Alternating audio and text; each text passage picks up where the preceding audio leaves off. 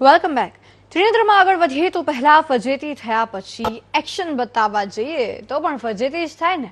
વાત પાટણમાં મસ્તાની ગેંગને રક્ષણ આપવા ગયેલી પોલીસ પર થયેલા હુમલાની છે, જેમાં ટોળાએ હુમલો કરતા પોલીસને જીવ બચાવી ભાગવું પડ્યું. જોકે 72 કલાકમાં જ પોલીસે 18 આરોપીને ઝડપી પાડ્યા અને તેમને જાહેરમાં દંડાથી પાઠ ભણાવ્યો. ત્યારે કેવી રીતે પોલીસે હુમલાખોરોને ભણાવ્યો જાહેરમાં પાઠ, તમે પણ જોઈ લો.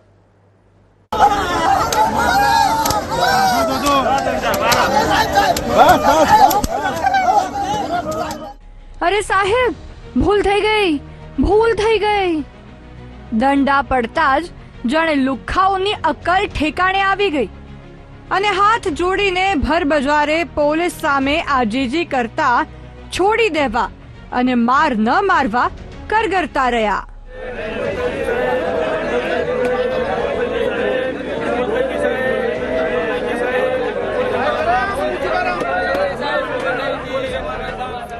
સોમવારે રાત્રે મસ્તાની ગેંગના કુખ્યાત આરોપી ભાવેશ રબારીના ફાર્મ પર અન્ય ગેંગના લુખ્ખાઓ હુમલો કરવાના હોવાની બાતમીના આધારે પોલીસ ત્યાં પહોંચી તો 5 થી 6 ગાડીઓમાં ધસી આવેલા લુખ્ખાઓએ પોલીસ પર જ પથ્થરમારો કરી દીધો, ધોકાથી હુમલો કરી દીધો, જેથી પોલીસને ભાગવું પડ્યું.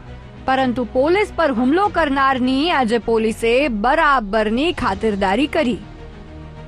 ચાણસ્માના ઝીલિયા ગામના ફાર્મમાં પોલીસ પર હુમલો કરનારા 18 તત્વોને પોલીસે ઝડપી પાડ્યા અને તમામનું ચાણસ્માના રસ્તા પર હાથ બાંધીને સરઘસ કાઢ્યું.